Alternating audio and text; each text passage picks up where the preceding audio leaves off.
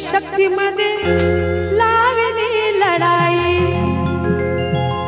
माता काय सोपय का, पण त्या दोघी मध्ये ढाल देव झाला, त्या दोघी मध्ये ढाल देव झाला।